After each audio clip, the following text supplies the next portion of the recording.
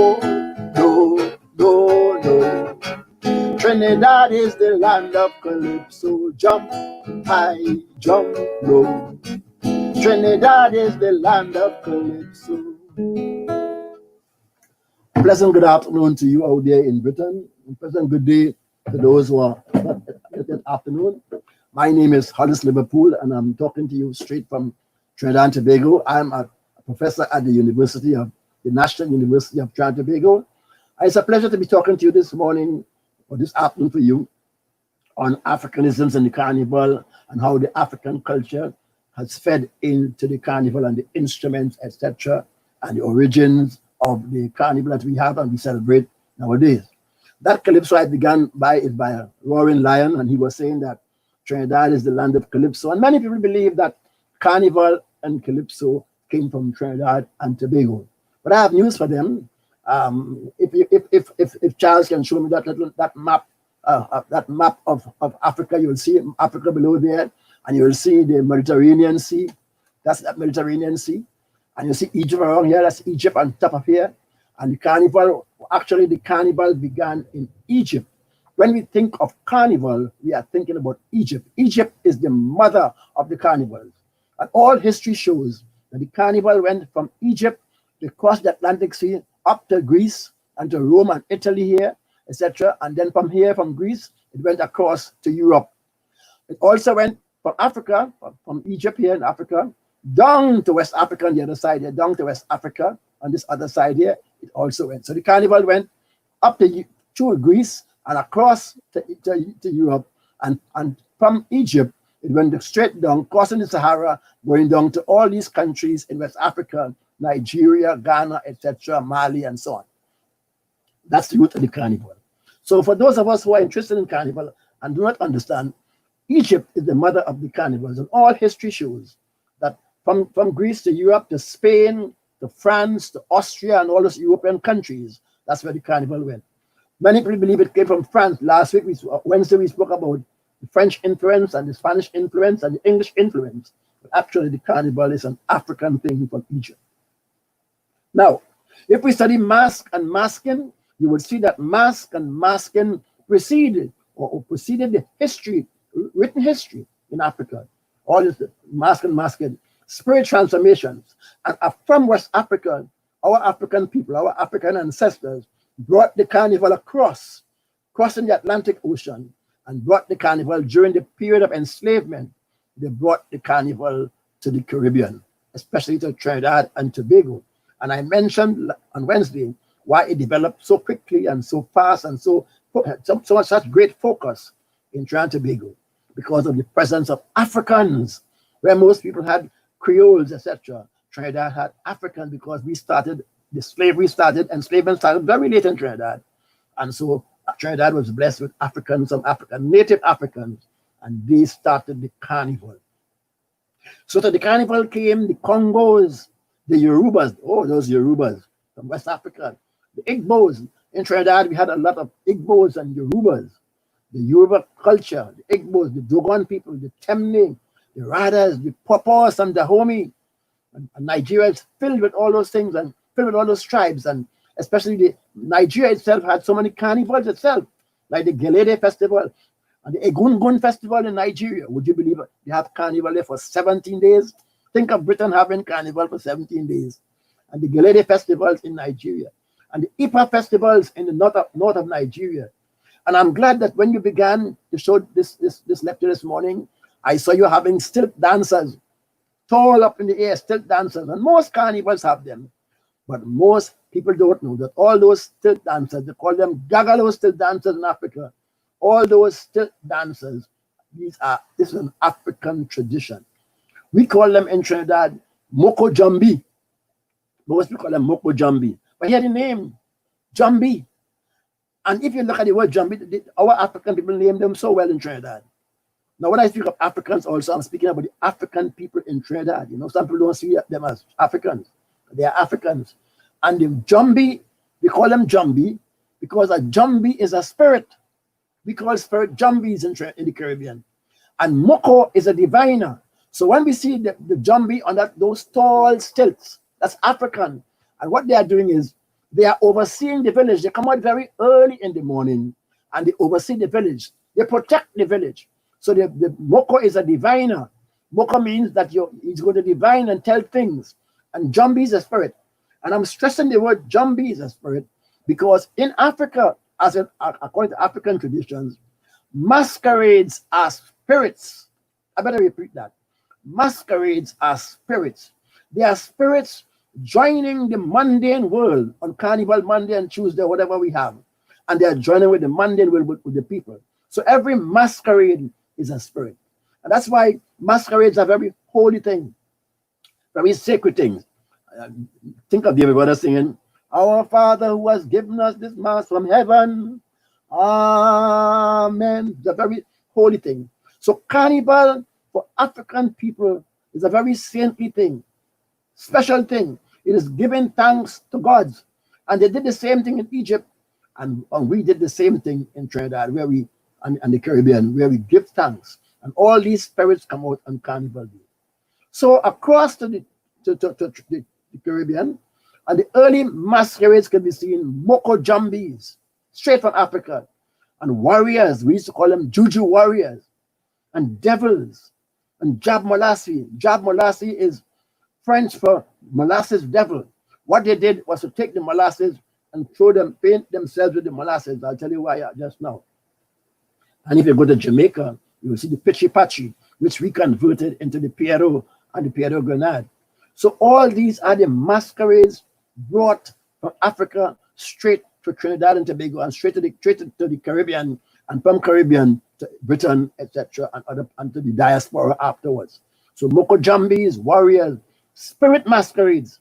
And Africans revere traditions. And one of the traditions that we have revered is the bringing these spirits back into Carnival. So when you go Carnival Day, I tell young people, and you see a masquerade, what you are actually seeing is the transformation of that spirit to show people to link with the mundane world, a very religious thing. Carnival is a lot of religious things in that carnival. Sometimes I like to give a talk on carnival and religion. Good. And spirits, therefore, like the Lewu, we call it in the Caribbean Lagahu. Nigerians call it Lewu. And the Sukoya in the Caribbean. And the Dwen is the unborn babies. And the Mokojambi, and all these are spirits that we played on Carnival. So all those spirit masquerades are African masquerades. And you have them in the Carnival still. Across the Trinidad and across, the Africans started the calendar. And the calendar, what is the calendar? The calendar is two groups meeting on Carnival Day, and one on the right, one on the left perhaps, and they are singing songs and beating drums and fighting sticks. A stickman on one side, stickman A versus stickman B. And while stickman A fighting stickman B, all the women are chanting and singing and dancing and beating drums and egging them on. And they're singing all these songs. When a dead bury me clothes, I don't want no young man to wear me clothes. When a dead bury me clothes, I don't want no young man to wear me clothes. When a dead bury me, drums beating and women singing and dancing, etc., and stick fighters fighting. And if one stick fighter bursts the other stick fighter head, well, then you win. I was given a lecture once, and some young people asked me, "Is that culture? A stick fighter bursting another man's head?" And I told the young lady, I said, "What are you studying for?" She said, "I'm studying for my A-level certificate." I told her that in those days, when you could fight stick, that was your A-level certificate. When you can fight stick, you got all the women in the village, and therefore you were the man in demand. You were the man in demand. If you spell the word demand, D-E-M-A-N-D, you will see a little man inside there. The man in demand, that was the stick fighter. So they sang all these stick fight songs, and they sang them, for those of you who realize that, they are singing them in the call and response tradition. When I dead bury me clothes. Response. I don't want no young man to wear me clothes. When I dead bury me clothes. I don't want no young man to wear me clothes. And the beat and stick. Notice you have the call and response. Call and response. I give the call and you give the response. And if you don't give the response, then we have no music. Amen. Response. Amen. Response. Amen. Amen. Amen. See, call and response. So call and response. All these are African traditions. So today, when you hear Calypsonians singing calypsos in call and response, that is African tradition. So David Rudder did not start that. Go where the man with the hammer gone. Tell me where he gone. Call and response. And all these are African traditions that we still have in Carnival and in the Calypso. And you get that bravado of the stick fighter, very strong. The bravado of the Calypso, of the stick fighter. Note one of the big contributions of the African in Carnival is our music. And I went to Nigeria once, No, I went to Senegal first, to Nigeria afterwards. And I picked up my guitar. In Senegal, and I began to strum. And everybody thought I was from Senegal. I said, I'm from Trinidad. And they couldn't believe that we in West Africans, nearly the entire Africa, we have the same rhythm pattern. We have the same rhythm pattern as Trinidad and Tobago, as in Britain, where the Africans play, etc. Because we have the same boom, boom, boom, boom, boom, boom. That's our basic beat. And I can go all through Africa, and I can be beaten like that, and I can be chipping like that. And that's the African pattern. We write our music in 2/2 tempo, 2 beats to a bar, 2/2 tempo. So we get boom, boom, boom, boom. We write our music in 2/2 tempo, and that's the African. Trinidad didn't invent that. That is the African enslaved people who brought that rhythm to us.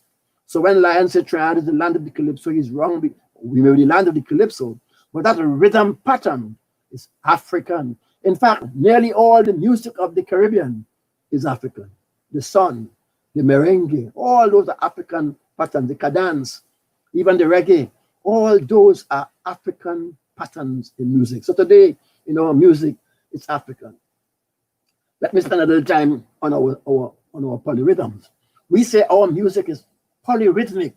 And African music is very, very, very polyrhythmic, meaning we have rhythms upon rhythms.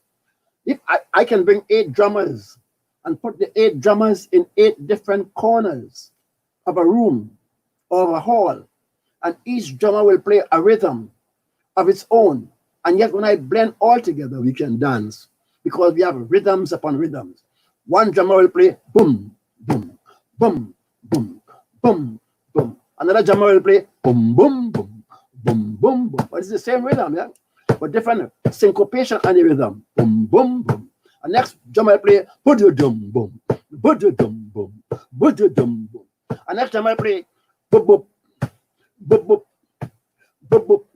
Don't wash my head, it's the same rhythm. And next drummer will play boop, boop, boop, boop, boop, boop, boop, boop, boop, boop, boop, boop. Next drummer will play boop, boop, boop, boop, boop, boop, boop, boop, boop, boop, boop, boop, boop.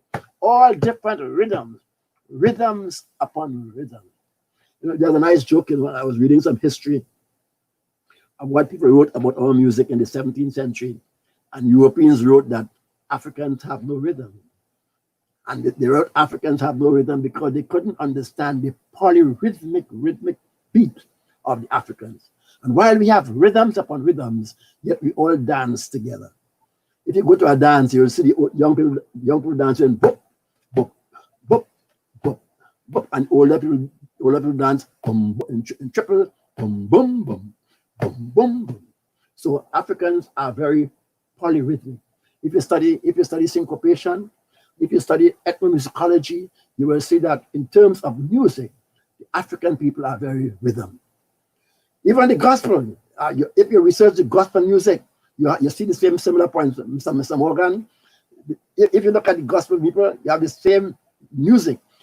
That is why, Mr. Morgan, that is why Blue Boy sang that he was listening to, he went to a gospel show, a Baptist show, and he said, and they were Baptist, people were singing, and they were singing, like Soca Baptist, like Soca Baptist, whoa, whoa, whoa, whoa, whoa, like Soca Baptist. In other words, the Baptist people are singing soca, And Baptist people sing the same rhythm as the calypso. And therefore, all our gospel music, etc., all that is African music. What the Africans did is that while the Europeans, the Englishmen, were singing in 3/4 tempo, let me give an example. 1, 2, 3, 1, 2, 3, 1, 2, 3, 1. That's the Englishman singing his sand keys when he came to Trinidad. Amazing grace, how sweet the song. That's the Englishman that made a wretch like me. 1, 2, 3, 1. Like the walls. Listen to the African. Amazing grace, amazing grace. How sweet, how sweet, how sweet, how sweet the song that made a wretch like me. See, Africans Africanize it. Africans Africanize the Sankeys. Africans Africanize the hymns. So all that gospel music is African. And then one of the questions people ask them, what instruments did they bring? What instruments did Africans bring to the Caribbean? There's so many books. There's so many books, I can't remember some of them, that tell you about the African music. Books tell you that there's no place on earth that have more Africanisms than the Caribbean. Africans brought the xylophone. They found enslaved people making xylophones. So when you talk about instruments, the xylophone is one. All those flutes, they brought the reed pipes, the horns. The trumpet is not European. It's African made the trumpet. They may not make it like your brass trumpet, but they brought the trumpet and the lutes and the fiddles. All of Europe has fiddles. African people have brought so many fiddles here. And if you look at Egyptian music, you'll see they play music on harps, all the harps, and the thumb piano you use in your parang, and the cowbell, and the jawbones of dead animals, of dead donkeys, etc. And those scrapers, and the shak, even though the shak was used by the Amerindians, Africans had the shak. And the guitar, this guitar is not Spanish. This guitar is not Spanish. This guitar is African. The guitar came from Africa. They crossed the Mediterranean Sea with the guitar, and they call it the Spanish guitar when it reaches Carthage, etc. Look at African history; will show you that. So all that is African. So the Africans play the guitar and the cowbell and drums. The first instrument ever made in music is the drum, and the drum is African. Or we have down to talking drums and all. So all the drums and the drumming and the polyrhythmic feeling in the carnival, it is African. You know, I went to Cuba, and they were giving some talks on Cuban music, and an old professor jumped up and stopped all of them, and he said, "Stop all that nonsense, but Spain. Cuban music is African. Cuban music, pam, pam, pam, pam, pam, pam, and the merengue the same thing, pam, pam, pam, pam, pam. All that is African music. So most of the music of the Caribbean is African.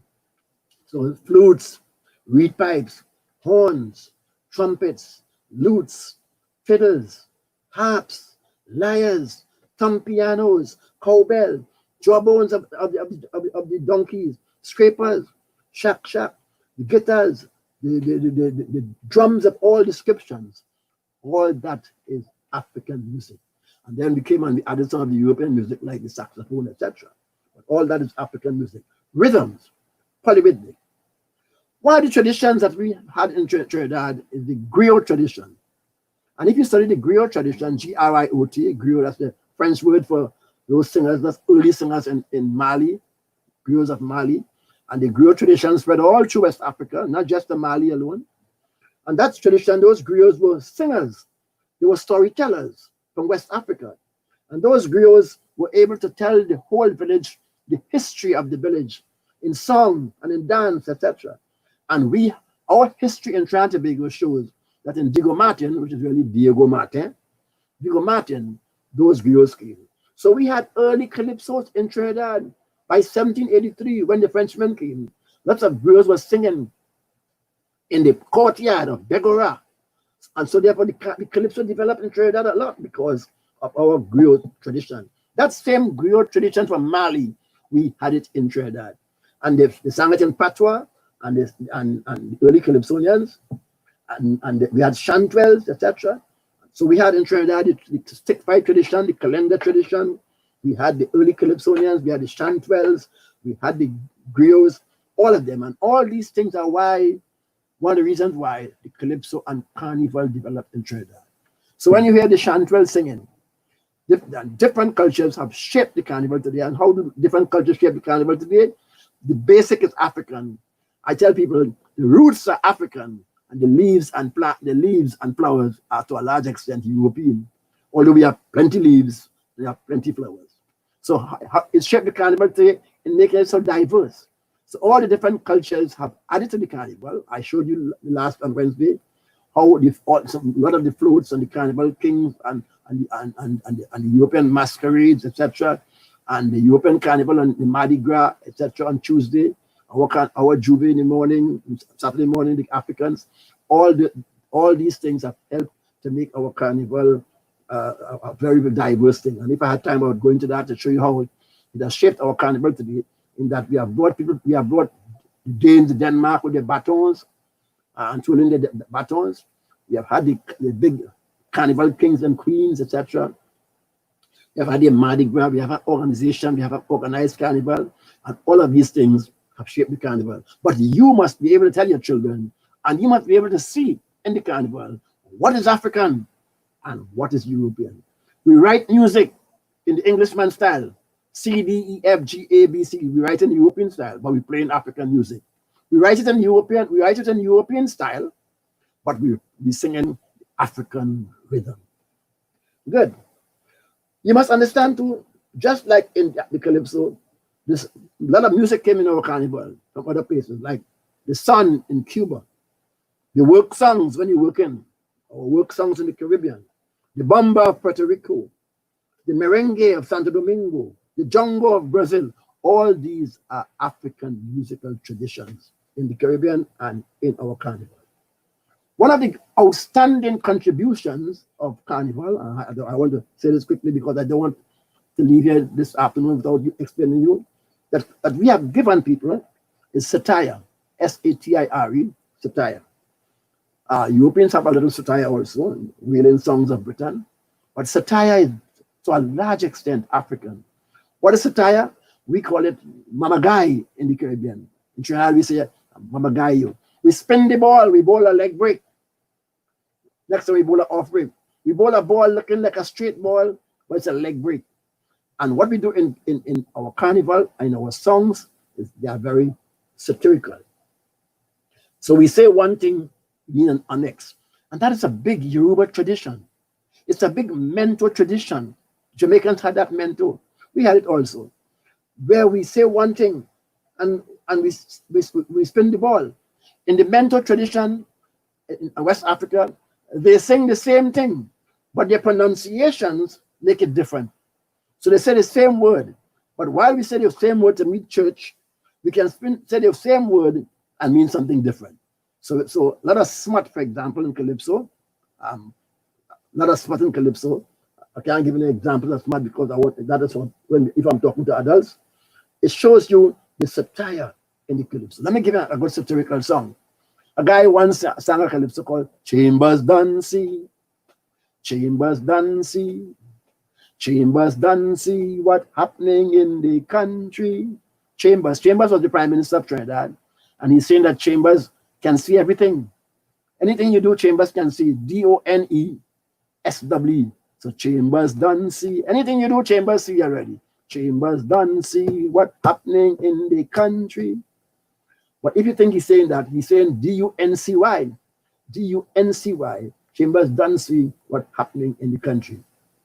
So all cultures, I'm saying, and I mentioned the point last time for those who are asking the question, all cultures have a heritage in carnival, and I showed that, explained that the French had their carnival, the Spaniards had their carnival, the English had the carnival, and they all brought traits. I showed last time, and all of them have given something to the carnival. But I'm saying that what we do in the carnival today, especially in Trinidad's carnival that they have sent across to Europe, etc., is the African carnival, because the atmosphere and the aesthetics is all African. So one of the things we do is that tradition of boast and that tradition of satire. London bridges falling down, Sparrow, falling down, I say falling down. London bridges falling down. I came to London, I ain't seen any bridge fall down. That's the satire. What Sparrow is meant is that the London of yesterday is no longer the London today. And what he's saying is that he's putting it in a very satirical way, singing London bridges falling down. Stalin had a nice song. Stalin had a one which said that be careful for all these vampires. Keep the chalice smoking, vampire passing. Keep the chalice smoking, vampire passing. And he's saying these vampires are bats, and these vampires will come and suck you.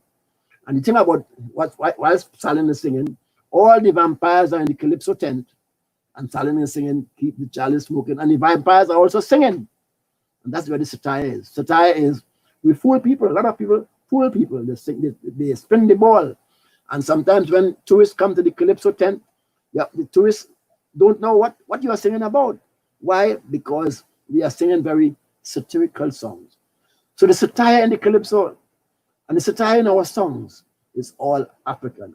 One of the big contributions of African in the songs. Another, yes, I'm saying that all cultures, European, Asian, and African, have a heritage. I'm saying that. I'm saying all cultures. I showed the last time that Europeans had a heritage. Asians have a heritage.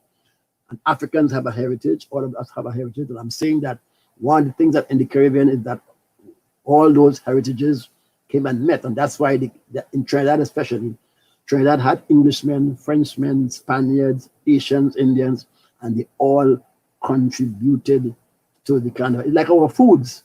Asians have contributed our foods, like roti, etc. Like Asians have contributed to our music, like the chutney. French have contributed. English have contributed. We speak English. Look, I'm speaking English now. I'm wearing English clothing, etc. All of these people have contributed. All of us have a heritage. But you must understand what is the African heritage. And today, when we look at the carnival, our music, our dance, our song, to a large extent, it is African. One of the things that it discovered in our history, a woman who was a plantation owner, she spoke a lot about our minor key.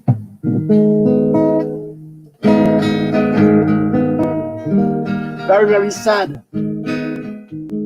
Very, very sad. And we sing all these minor key, these calypsos. And that's to a large extent. So when you go to the Calypso tent and you hear that minor key, Europeans have the minor key also, but our minor key is very, very sad. Listen to Sparrow. I'm a slave from a land so far. I was caught and I was brought here from Africa. Hear that minor key. Well, it was mixed like fire from the white slave master every day. Down on the knee, and it took weeks and weeks to cross the sea, to reach to the west. And they made me work, oh yes I work each day. And then I toil and toil and toil and toil so hard to pay. I'm crying. That's a slave crying there.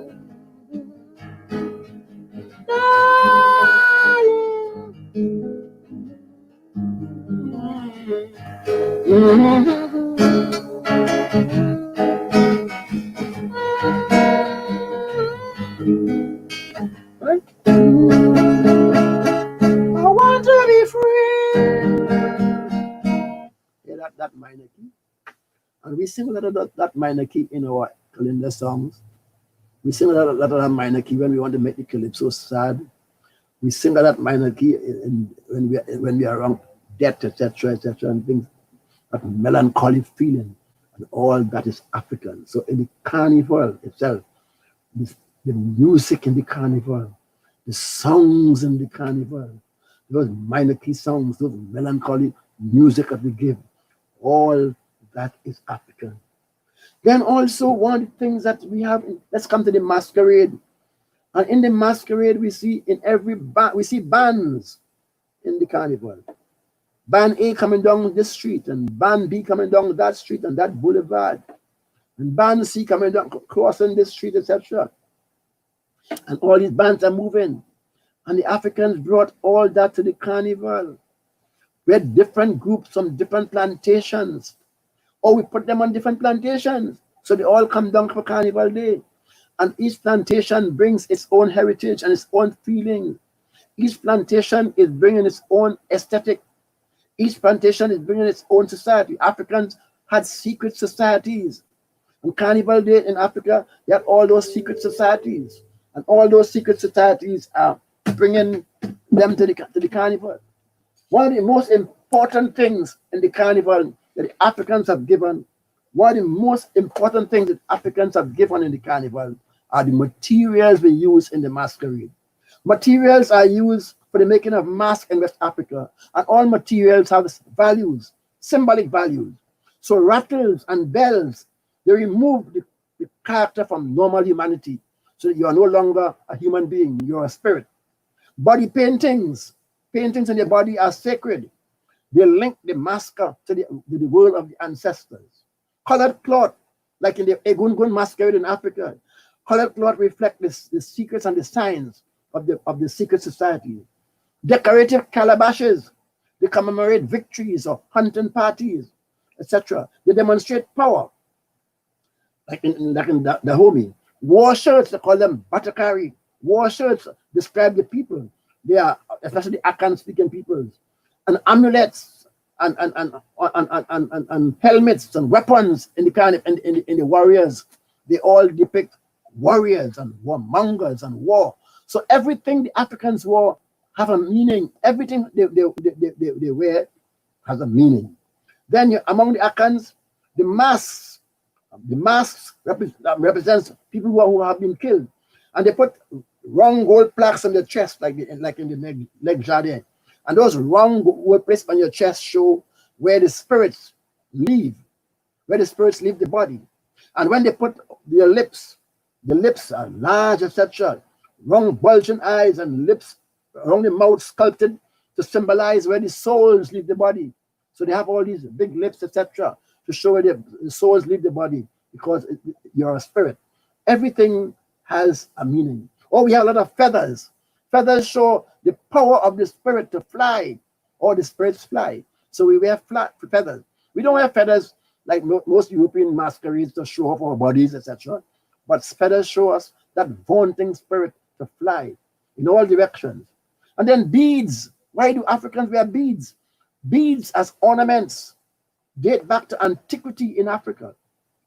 So the Yoruba, for example, the Yoruba masquerades, they rely on an abundance of beads and sheets and bags and all these secular objects, and they show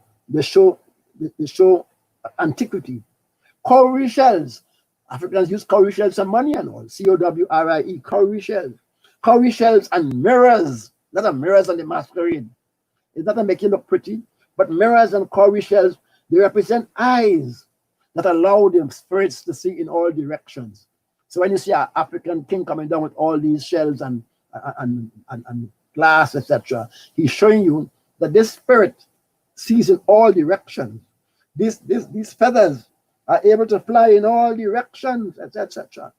And if they carry umbrellas carried by the masqueraders are symbols of authority, symbols of rank, so that the kings and queens wear royal umbrellas, and the royal umbrellas are marked with lions and harps and other royal emblems. Scepters and crowns and wands are expressions of kingship and expressions of glory.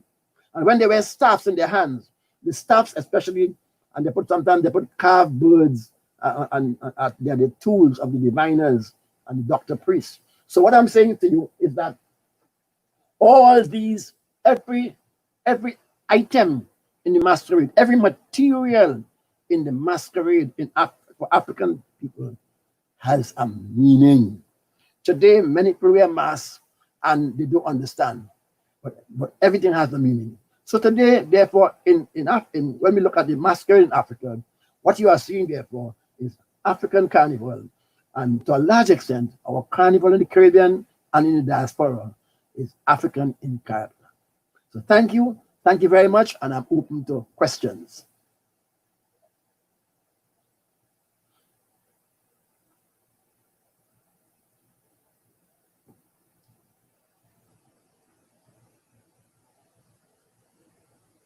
And you can ask any questions you like whatsoever. I'll be here to answer them according to how much time we have.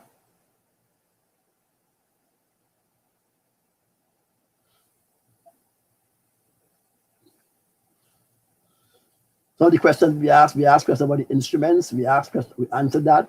We ask questions about different cultures shaping our society. Everybody having their heritage, and everybody bringing their heritage to the Caribbean. I showed you that also.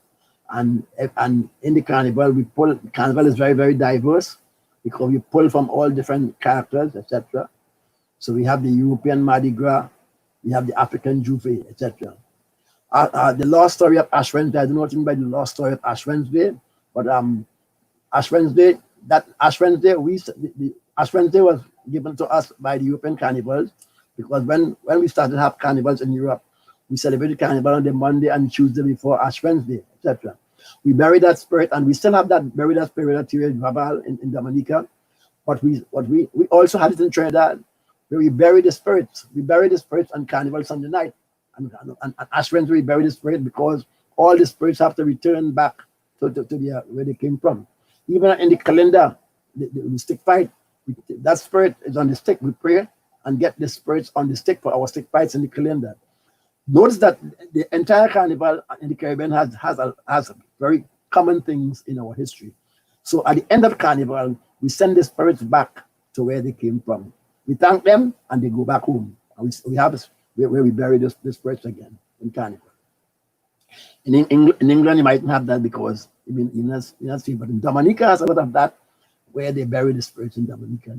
We have it in Trinidad also. The spiritual significance in Carnival is that we are thanking God, and we are thanking the gods for our music, for on earth, for our foods. Like in Jamaica, have the yam festivals. We are thanking God for the food. So the beats is only it just flows out of it. But we thank God for our rhythm. We thank God for our music. We thank God for what God has given us. In other words, amidst all the mundane world, we have a lot to thank God for. So our Father who has given us this thing from heaven, amen, forgive us all of what we have done during the day and during the year. And we thank God. And that is why the African carnival is very religious. The European carnival is more bacchanal. Bacchanal, in fact, came from the English carnival, the word bacchanal, from the god of Bacchus and wine and drinking wine and also sexual things, etc. But the African carnival is to a large extent religious in nature. So when you hear religion, I tell a lot of priests that. In fact, Carnival in Trinidad, I'm sure in Dominica and other islands and Lucia, was celebrated with Holy Mass. The Catholic Church celebrated they began the Carnival with Holy Mass. So Carnival is a spiritual celebration. It's not just a parade. It's not a parade of women. It's not a parade of paprika. It's not a parade of bodies. It's a parade. It's a spiritual celebration. The Moko Jambi is a spiritual mass. The Moko Jambi is thanking God. He begins the day. Juve begins the day. And they're all spiritual. They're all spirits. Carnival is a dance of spirits. Sometimes you wonder if what people wear is spiritual because they don't know. And Carnival is not drunkenness and debauchery. Europeans gave us that, sorry to say. But our carnival, like in Egypt, is one of spirits. It's a spiritual celebration to thank the gods. If you look at the masquerades in Egypt, you will see you'll see the festival of men. You will see the festival of Osis and Osiris. You see the festivals that they had down there. Osiris and the main festivals and Opet. Opet, well, when the river overflows banks the same in Egypt, they were all giving thanks to God in Egypt. And we did the same thing. What is spoiling our carnivals to a large extent? People having losing the carnival.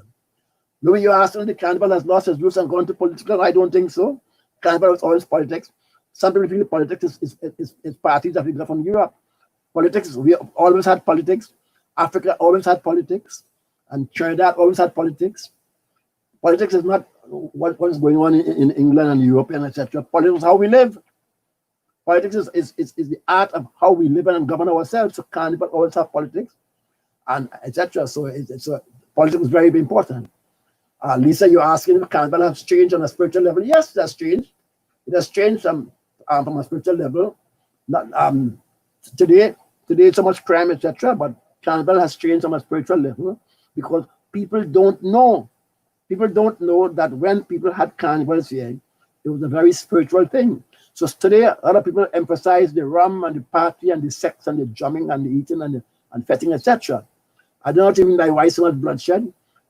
Carnival history has shown that at Carnival we have the least bloodshed, the least crime during the carnival days. But most countries today have bloodshed right through the year. But in terms of carnival, think of carnival that you have thousands and thousands of people in the road, and you have little crime. The crime is not significant for the amount of people on the road. In fact, we have less crime in the Caribbean during the days of Carnival.